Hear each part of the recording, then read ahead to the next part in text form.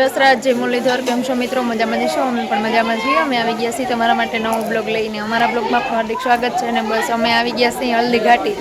તો હાલો હલ્દી ઘાટીને પહેલાં આઈસ્ક્રીમ ને બધું ખાવાનું છે, ઠંડુ પીણું પી લઈ અને ત્યાર પછી આપણે જોવા જવાનું છે ગઢ, એટલે કે મહારાણા પ્રતાપનો ગઢ ને એવું બધું જોઈ લઈએ. પણ પહેલાં નાસ્તા પાણી કરી લઈએ પછી જઈએ. બધા ખાવા માંડ્યા. અમારા ફઈબા હે આઈસ્ક્રીમ ખાઈ છે. પછી અમારા રમીલાબેન ને દિલુભાઈ શું ખાશો દિલા? ભરતભાઈ અમારો, આ રવિકુમાર, રોશનાબેન. રોશનાબેન તમે કેમ ગુલ્ફી ખાવશો? એ બાપા રે. હાલો આપણી મટકી વાળી છે.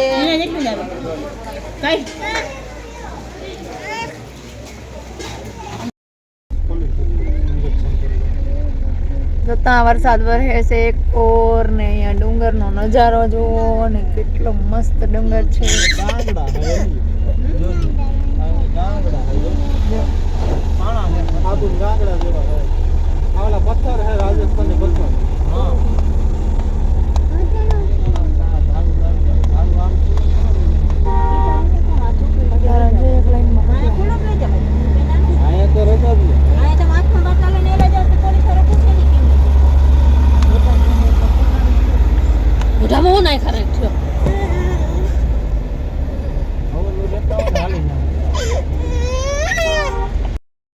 જોતા ડુંગર જોતા એ દીવલા ડુંગર જોતા એ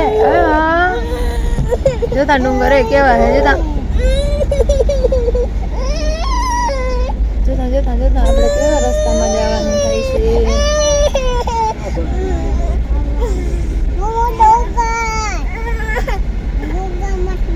વરસાદનું ઝાંખું દેખાય મિત્રો, ચોખ્ખું નથી દેખાતું. જોતા મોટો બધો ડુંગર, આવી રીતનો વચ્ચે રોડ હોય એમાં હાલવાનું, ફરતી બાજુ આવા ડુંગર હોય છે અને એનું વાતાવરણ અને નજારો તમે જુઓ.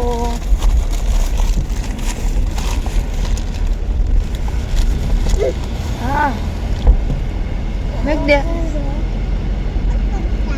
કીધે આ દિવ્ય જેવો મને વાયડો થાય છે, મને ક્યાં હારતો નથી લે.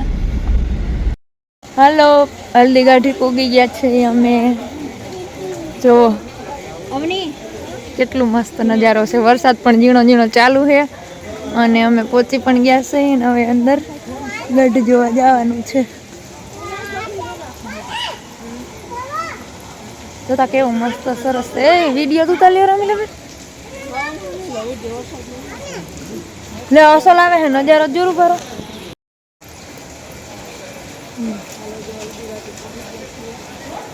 કેટલું મસ્ત છે હલ્દી ઘાટીની નજારો છે, સરસ છે.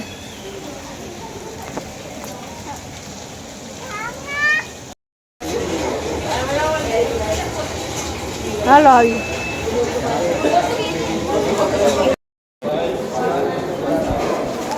હલ્દી ઘાટી હો, મહારાણા પ્રતાપનું બધું છે જો લોકેશન.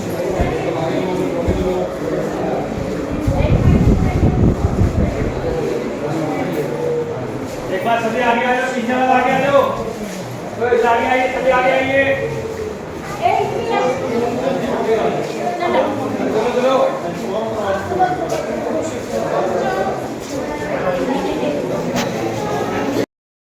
श्रीमान मेहरूजी शिवानी है। उन्होंने वरिष्ठ अध्यापक की नौकरी से स्वेच्छा सेवानिवृत्ति लेकर अपनी पैतृक भूमि पर इस संग्रहालय का निर्माण करवाया और मुख्य सहयोगी उनकी पत्नी श्रीमती विमला देवी शिवानी इनके साथ कंधे से कंधा मिलाकर चली।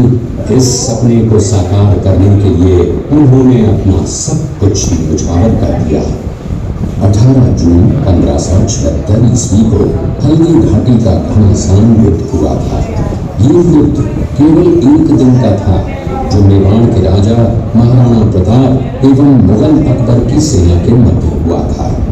इस युद्ध में अकबर स्वयं नहीं आए थे। उन्होंने आमेर जयपुर के राजा मानसिंह को अपने सेनापति बनाकर भेजा था। हल्दी घाटी का युद्ध 5 किलोमीटर लंबे और 200 मीटर चौड़े क्षेत्र में हुआ। आप लोग सभी संग्रहालय में खड़े हैं। संग्रहालय से 200 मीटर की दूरी पर चेतक की समाधि है, जहाँ पर महाराणा प्रताप के स्वामी भक्त घोड़े चेतक को दफनाया गया था। यहाँ से 2 किलोमीटर की दूरी पर हल्दी घाटी दर्रा है। इस दर्रे की विशेषता है कि यहाँ की प्राकृतिक मिट्टी व पत्थरों का रंग हल्दी जैसे पीले रंग का है। इस दर्रे के चारों तरफ महाराणा प्रताप की भील आदिवासी सेना रण पूजा के नेतृत्व में तैनात थी। ये सेना तीर, भाले, पत्थर चलाने में कुशल थी। यहाँ से 1 किलोमीटर की दूरी पर शाही बाग है, जिसमें मुगल सेना का पड़ाव था। मुगल सेना 18 जून 1576 ईस्वी को प्रातः सूर्योदय के साथ मेवाड़ की राजधानी गोविंदा की तरफ आगे बढ़ने लगी तो उन पर महाराणा प्रताप की सेनाओं ने आक्रमण किया और उनसे गुरिल्ला पद्धति से युद्ध किया। ये आक्रमण इतना तेज था कि जिससे मुगल सेना में भगदड़ मच गई। महाराणा प्रताप की सेनाओं ने मुगल सेना को यहाँ से 3 किलोमीटर दूर पीछे समतल क्षेत्र में, जहाँ अभी खमनोर गांव है, वहां तक खदेड़ दिया।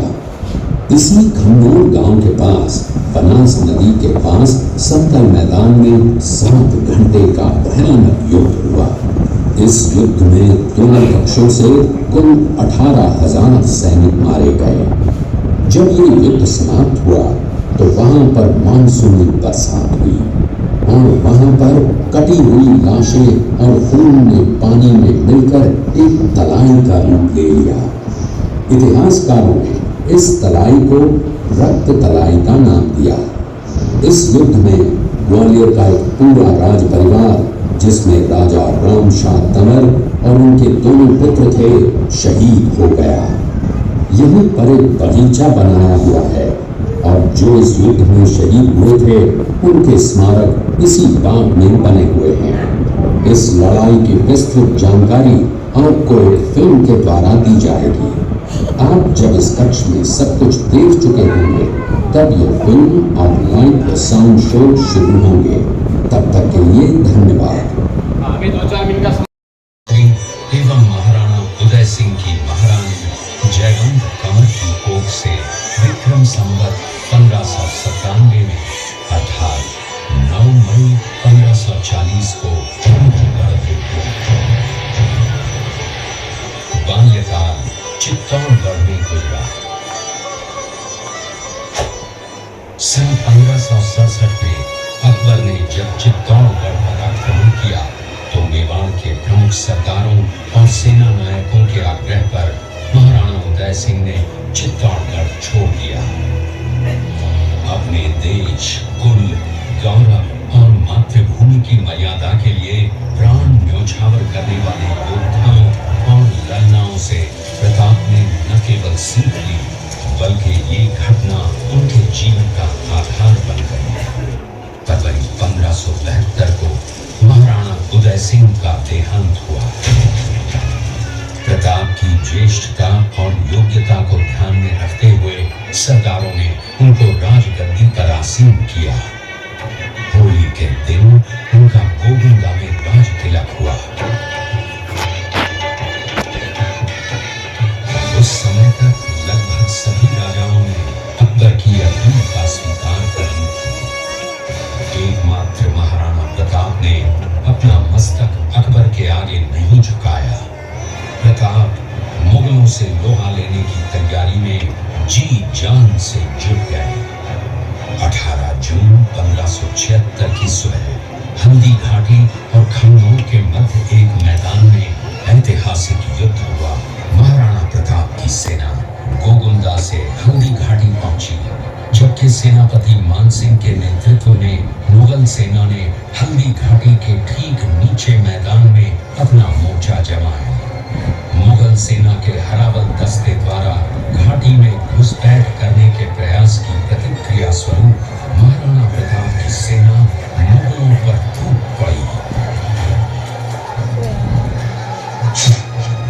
प्रताप के हरावल सैन्य दलों का नेतृत्व पठान हाकिम मासूद कर रहे थे। भीलू राणा, जो राणा पूंजा के नाम से भी जाने जाते थे, उनके नेतृत्व में भील आदिवासियों ने गोरिल्ला બોલવાનું पद्धति તમારે से હોવાનું युद्ध હોવાનું करते ચાલુ हुए રાખવાનું मुगलों के छक्के ના મારે તમે બીધું મિક્સ થઈ ગયું એટલે ન देखते ही देखते शाही सेना તમારે में કેમ બોલવું खलबली એમાં मच તો गई। મિક્સ કરવું रक्त तलाई, घोड़ों की टापों, हाथियों की चंगारों और तलवारों की झंकारों से તમારે પહેલાં જોઈ લો તમારે અલગ બહુ ને જો કારણ મારે એક ક્યાં હોય हाहाकार मच गया। સબસ્ક્રાઈબર તો અલગ અલગ હોય युद्ध का घटनाक्रम अचानक उस समय बदल गया जब प्रताप ने अपने घोड़े चेतक को एड़ लगाकर मान सिंह के हाथी पर चढ़ा दिया और उस पर भाले से भरपूर वार किया। मान सिंह हौदे में दुबक गया। हाथी से उतरते समय चेतक की एक टांग कट गई। इस स्थिति को भांपकर महाराणा प्रताप के हमशक्ल सेनापति झालामान ने महाराणा प्रताप से आज्ञा लेकर उनका राजमुकुट धारण किया। मुगल सेना झालामान को महाराणा प्रताप समझकर इन पर टूट पड़ी और झालामान शहीद हो गए। उधर चेतक ने अपने स्वामी को 5 किलोमीटर तक 3 टांगों पर ही लेकर एक बरसाती नाले को पार किया। उसके पश्चात उसके प्राण पखेरु उड़ गए। લે इस युद्ध से महाराणा प्रताप के मन पर गहरा प्रभाव पड़ा। परिणाम स्वरूप उन्होंने मुगलों पर विजय प्राप्त करने तक राजसी ठाट बाट छोड़ने और पत्तों पर भोजन करने का प्रण लिया, जिसे उन्होंने जीवन भर निभाया। महाराणा प्रताप ने अपना सैन्य बल बढ़ाकर सर्वप्रथम अरावली पर्वत की घाटियों में बसे दिलेर पर चढ़ाई कर विजय प्राप्त की। इसके बाद कुंभलगढ़ पर भी विजय प्राप्त की। લો सिर्फ चित्तौड़गढ़ को ले छोड़कर हमारा सारे पकड़ो। मेवाड़ को अपने अधीन कर लिया। कालांतर में महाराणा ने चावंड में अपनी राजधानी स्थापित की।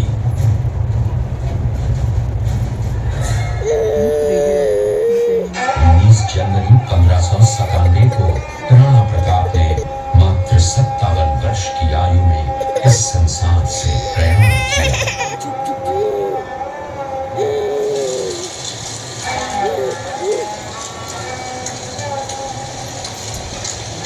हल्दी घाटी का युद्ध एक सांप्रदायिक युद्ध न होकर आत्मसम्मान, मातृभूमि की स्वतंत्रता व स्वाधीनता का संघर्ष था।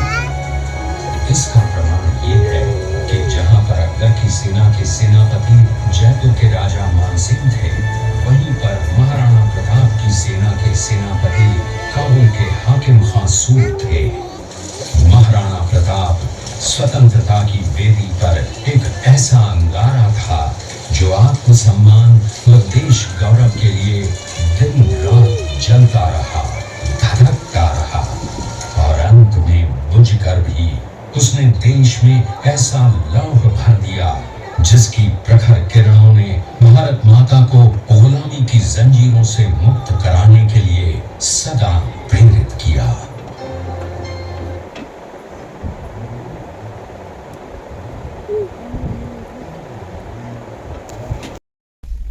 જય વસરાજ જય મુરલીધર આપણે કાલનો વિડીયો બાકી હતો હલ્દી ઘાટીનો એ આજે આપણે આમાં એડ કરશું જરૂરથી જોઈ લેજો